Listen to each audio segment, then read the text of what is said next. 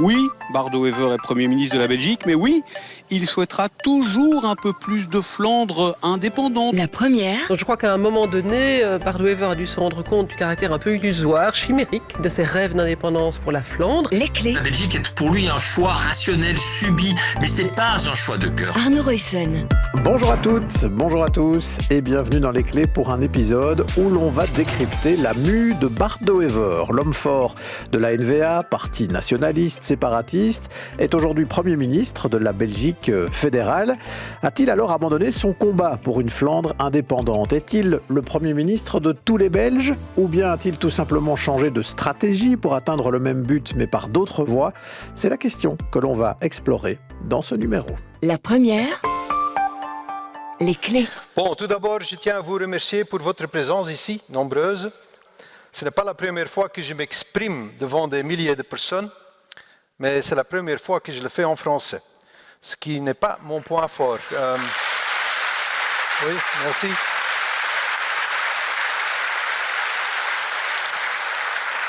Je dois avouer que ce n'est pas mon point fort. J'ai honte de ne pas être parfaitement bilingue. En fait, la Flandre est en train de perdre cette capacité et c'est vraiment dommage. C'était les premiers mots de Bart de Wever le 1er décembre dernier à Beaux-Arts lors des grandes conférences catholiques. Devant une salle comble, remplie pour l'essentiel de spectateurs et spectatrices francophones, le Premier ministre est venu surtout faire un état des lieux de la Belgique et expliquer, slide à l'appui, pourquoi selon lui il y a lieu de réformer pour s'attaquer au déficit très important que connaît notre pays et à la croissance continue de sa dette. La politique inchangée, la dette augmenterait pour dépasser 120% du PIB en 2030. Cette évolution n'est donc pas soutenable à moyen terme. On peut contracter des dettes pour investir. En tout, 50 minutes d'exposé, puis 1 heure d'échange avec le rédacteur en chef du quotidien La Libre, Dorian Deméus, jalonné de petites saillies dans le style caractéristique pince sans rire qu'affectionne Bart de Wever. Je suis content de ce que je peux faire et je suis, comme vous le savez, un peu stoïque. Donc montrer des émotions ouvertement, c'est pas vraiment ma tasse de thé. Mais franchement, est-ce que vous avez vu De Gaulle ? Est-ce que vous avez des photos de Gaulle où il éclate de rire ? J'en ai pas vu beaucoup. Hein. Merci beaucoup. La conférence s'est ponctuée carrément par une standing ovation. Et à la sortie, les francophones conquis étaient nombreux, comme ces spectateurs interrogés par nos collègues de la VRT. C'est très impressionnant. Pourquoi ? Parce que c'est un monsieur intelligent et qui ne fait pas d'esbouffe. Il appelle un chat, quoi. La Belgique est en de bonnes mains avec Bart de Wever ? Je pense. Je pense qu'il y aura en ce moment pas une meilleure personne qui oserait faire des choses comme lui. Il y a 10 ou 20 ans, on n'aurait jamais pensé qu'on aurait pu dire ça. Hein? Non, c'est vrai. Il n'y a que les imbéciles qui ne changent jamais d'avis.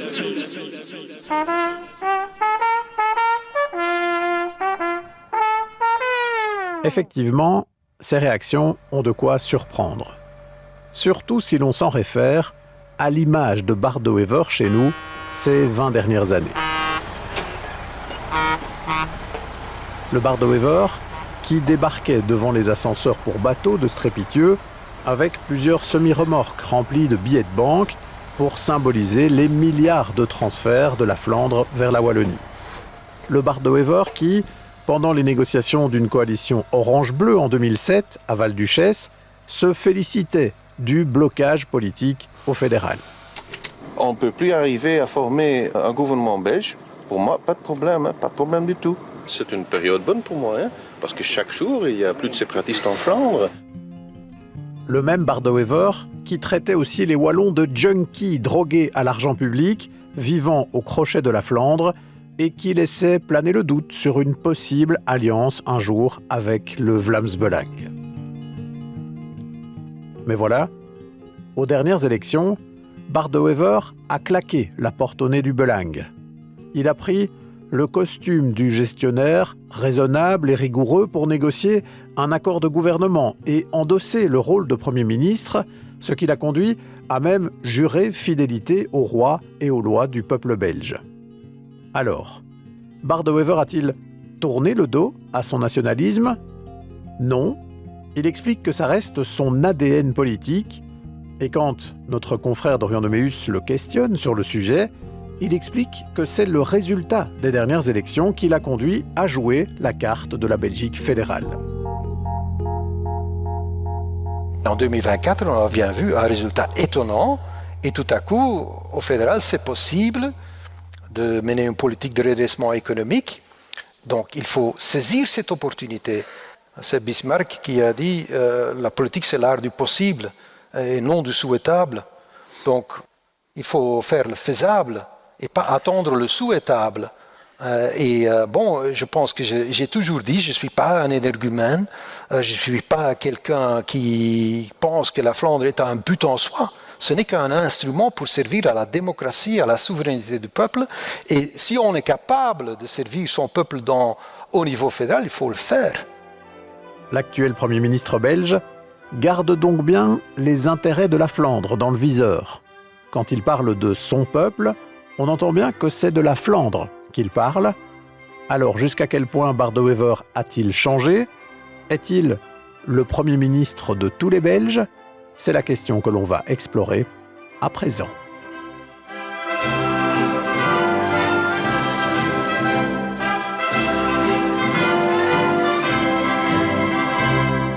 Voilà, une Brabançonne que n'aurait pas fredonné Bart de Wever, sans doute si on la lui avait diffusée à la fin de sa récente conférence. Bonjour Karel Verhoeven. Bonjour. Merci d'être avec nous. Vous êtes le rédacteur en chef du grand quotidien flamand De Standaard, qui vient tout juste d'ailleurs de lancer une édition numérique en français, donc accessible aussi aux francophones. Une petite question d'abord sur ce qu'on vient d'entendre. Ça vous a surpris, vous, une standing ovation de la part d'un public entièrement francophone pour Bart de Wever et tous ces échos positifs à la sortie de cette conférence ? Oui, ça a été quand même étonnant. C'est difficile de trouver une audience qui est plus éloignée du nationalisme flamand. Si on devrait chercher une audience en Belgique qui était opposant ou qui était l'opposant pour les nationalistes flamands, c'est bien la bourgeoisie francophone à Bruxelles qui tenait tout le pouvoir national. Et le voilà, à l'aise, comme il était chez lui, un peu nerveux au début, mais comme l'audience lui a pris dans les bras, c'est quand même étonnant. Aussi pour eux, pour lui et pour eux. Dès le début de cette conférence, on sent bien que la salle est acquise.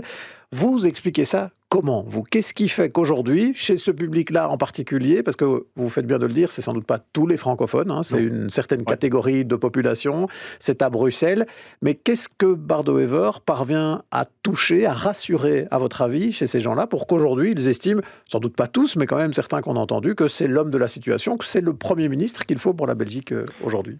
Je crois qu'il a pu dire au grand public, pas seulement aux Flamands, mais aussi aux francophones, qu'il est un homme sérieux.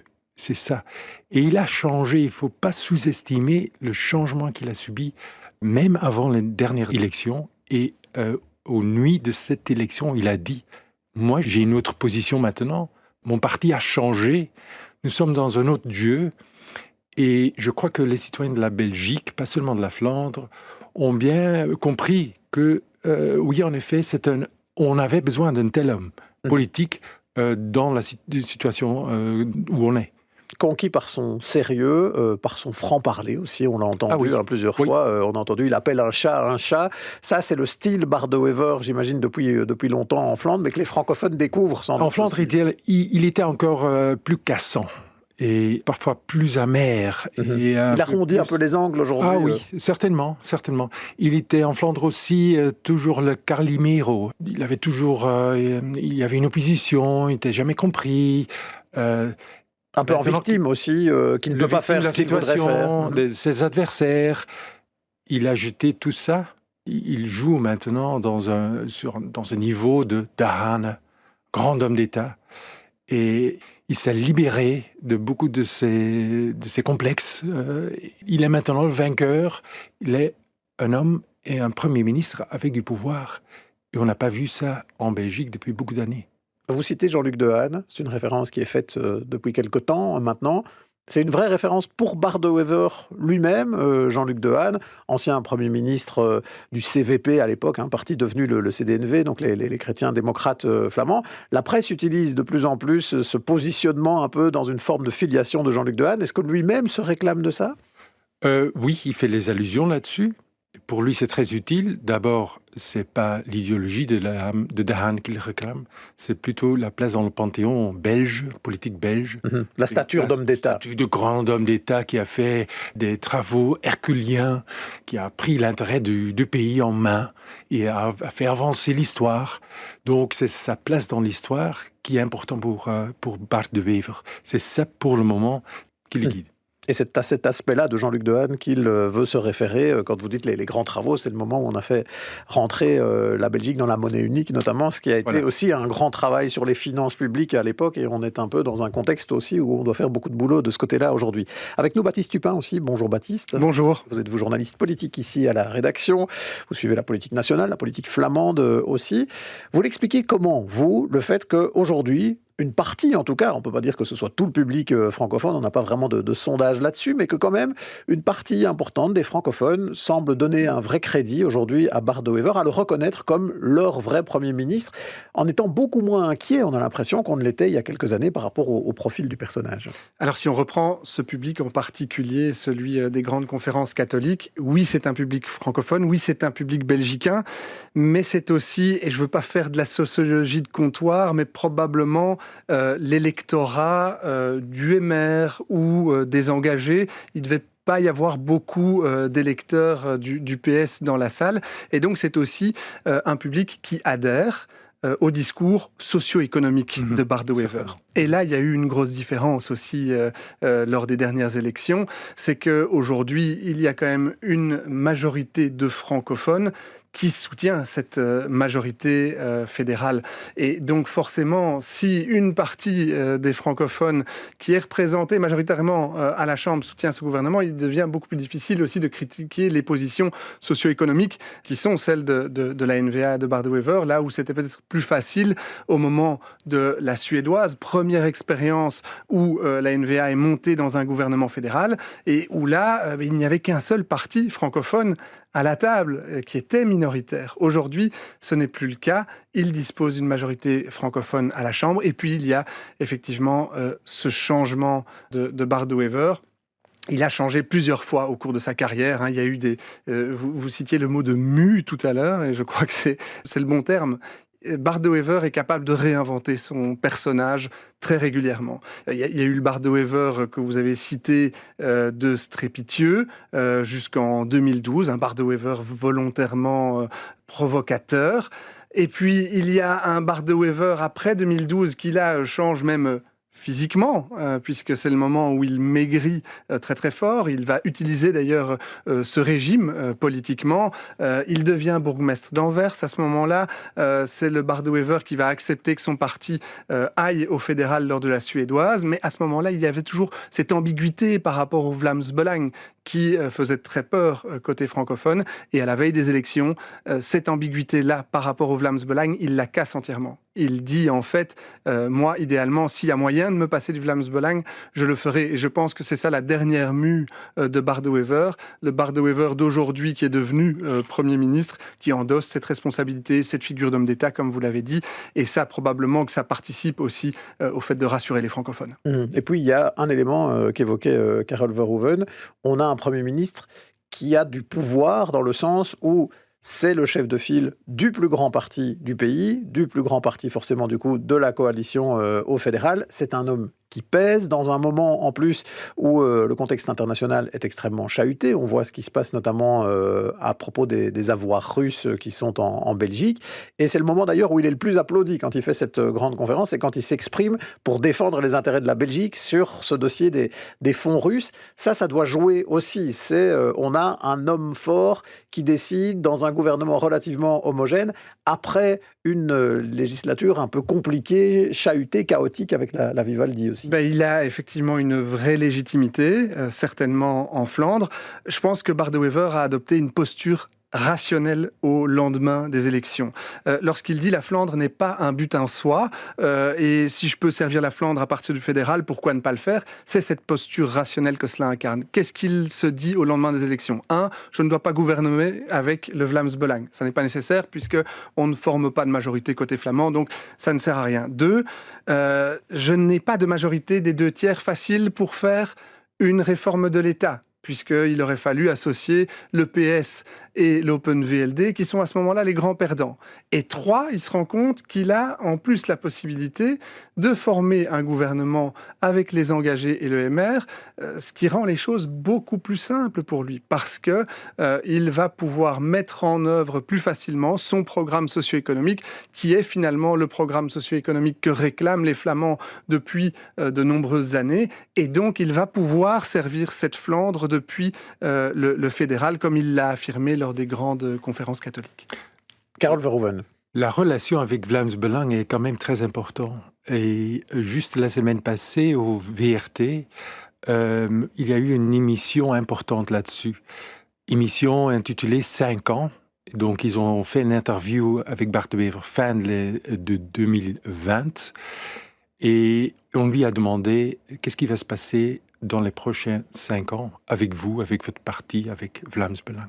Et là, il a dit, moi, je ne vais jamais gouverner avec Vlaams-Belang. Je ne vais jamais faire une coalition avec Vlaams-Belang à 2020. Donc, il savait tout le temps. Alors, on l'a demandé, pourquoi vous avez attendu 5 ans jusqu'aux élections pour dire au public que vous n'allez pas faire ça. Et là, il avoue que dans la NVA, il y a des tendances différentes. Et là, on a toujours su que c'était le cas, que le NVA n'allait pas survivre une coalition avec Vlaams-Belang. Cette partie allait se déchirer, sans doute.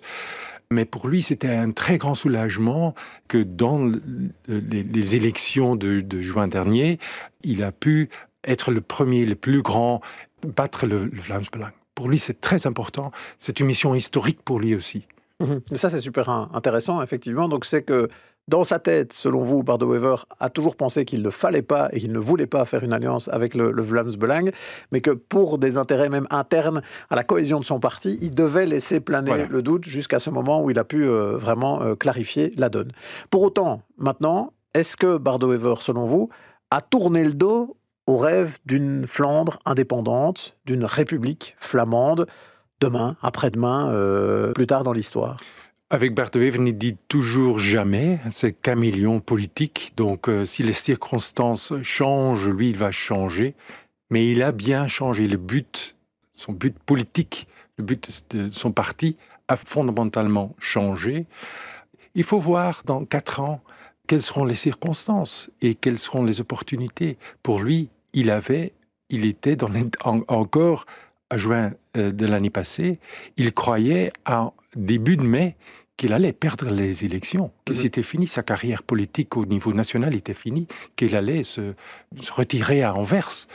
Il a trouvé des circonstances, de nouvelles circonstances, de nouvelles opportunités, et voilà, il est là, Premier ministre, menant un programme de réforme qui convient bien aux souhaits des Flamands. Et c'est ça, évidemment, qui est l'enjeu. On a aujourd'hui, à la barre de la Belgique, un Premier ministre qui peut mener une politique qui convient aux attentes des Flamands. Maintenant, il a les manettes en main et les partenaires francophones pour pouvoir mener cette politique-là. Ceci dit, Baptiste Tupin, est-ce qu'il n'y a pas là quand même, de manière plus larvée, une forme de possibilité pour lui de réformer l'État, non pas en faisant un grand pow-wow institutionnel, mais par certaines mesures économiques, socio-économiques qui sont prises? Oui, alors, déjà, il y a certaines mesures vraiment communautaires dans l'accord de gouvernement. Je pense à la suppression du Sénat, par exemple. Je pense aussi à un mécanisme que j'ai découvert ce matin, la suppression d'une sonnette d'alarme idéologique, un mécanisme de protection très ancien du fédéralisme belge et qui va probablement être supprimé. Et puis, il y a des réformes socio-économiques qui sont très favorables à la Flandre et qui le sont peut-être un peu moins à la Wallonie et à Bruxelles. Je pense singulièrement à la réforme des allocations de chômage. C'est une réforme qui était aussi souhaitée par le MR et les engagés, mais quand on regarde les chiffres, force est de constater que les Wallons seront plus touchés par cette réforme, les Bruxellois également. J'ai été revoir les chiffres, on estime qu'il y a 180 000 à 190 000 personnes qui vont être exclues du chômage. Là-dedans, il y a 90 000 Wallons, 40 000 Bruxellois et 60 000 Flamands. Mais quand on rapporte ça à la taille de la population, on se rend bien compte que la Flandre est moins touchée. Il y a une étude... Beaucoup moins touchée. C'est vraiment beaucoup moins. Il y a une étude de la FGTB qui a rapporté justement ce nombre de chômeurs à la taille des communes. Sur les 100 communes les plus touchées par cette réforme, 100 sont wallonnes et bruxelloises. Pour trouver la première commune après ça, c'est Anvers qui arrive à la 140e place de ce classement. Et si on prend les 250 communes les plus touchées, 225 sont wallonnes, 19 sont bruxelloises et seulement 6 sont flamandes. Avec ces chiffres-là, on se rend bien compte que la Flandre sera moins touchée. Or, on sait que les CPAS qui vont récupérer une partie de ces chômeurs exclus, ils ne sont pas entièrement compensés financièrement. Il y a donc là une vraie responsabilisation des régions, des communes par rapport à cet enjeu-là. C'est une forme de transfert d'argent de la Wallonie vers la Flandre, ou alors la fin plutôt d'un transfert de la Flandre vers la Wallonie. Or, ça fait partie du cœur du programme de la NVA. Oui, Carole Verhoeven, d'accord avec cette analyse? C'est bien intéressant que dans son premier... Il a donné 2 interviews au début de son gouvernement, l'année passée, francophone, néerlandophone. Et dans l'interview néerlandophone, il a admis que cette réforme est une réforme communautaire, c'est une mesure communautaire. Il n'a pas dit côté francophone, ça, justement. Intéressant, non, pas côté francophone. Il ne l'a pas répété après. Donc, il a bien compris que ce n'est pas la manière de mener un gouvernement. Maintenant, dans l'accord du gouvernement il y a 2 semaines, il y avait cette mesure de gaz, par exemple, qui était moins favorable pour Bruxelles, pour la Flandre. Il y a certaines femmes politiques qui ont dit ouais, c'est communautaire. Lui, il n'a pas... Maintenant, il ne le présente plus comme tel dans son discours. Voilà. Il y a quand même des propos sur lesquels il a été assez clair, et ça a pu surprendre, en particulier côté francophone.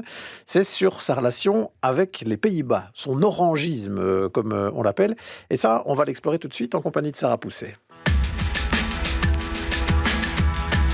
La fascination de Bart de Wever pour les Pays-Bas n'est pas nouvelle.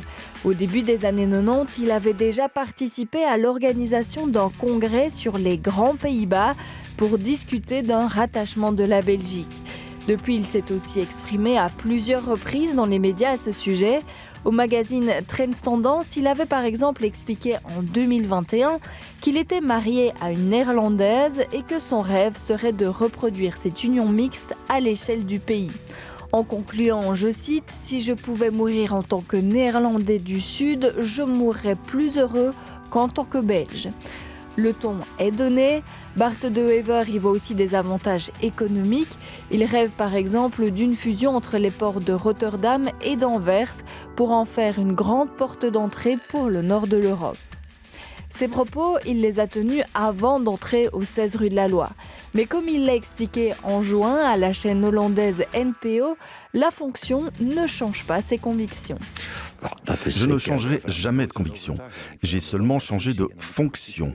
Et je dois donc faire attention à ce que je dis. En tant que Premier ministre, je ne peux plus m'exprimer de la sorte. Mais en tant qu'homme politique, je pense toujours que la scission des Pays-Bas au XVIe siècle est la plus grande catastrophe qui nous soit arrivée.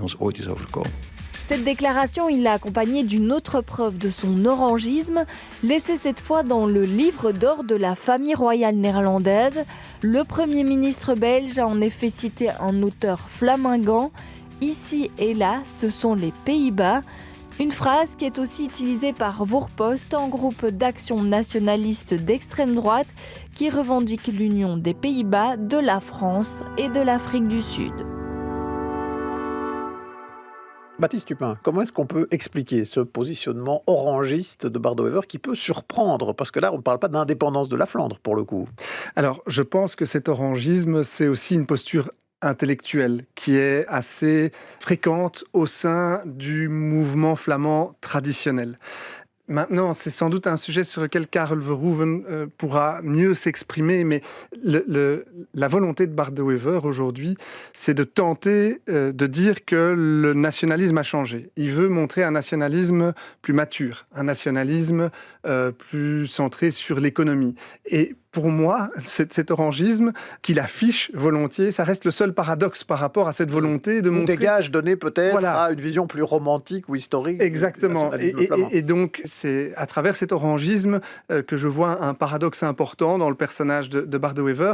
Mais il me semble que c'est une posture qui n'est pas nécessairement le signe d'un nationalisme radical. Mais peut-être que Karel Verhoeven... Je suis tout à fait d'accord avec vous. C'est l'historien Bart de Wever qui parle ici. C'est le bourgmestre d'Anvers aussi qui parle ici. Très orangiste, les Anversois. Voilà.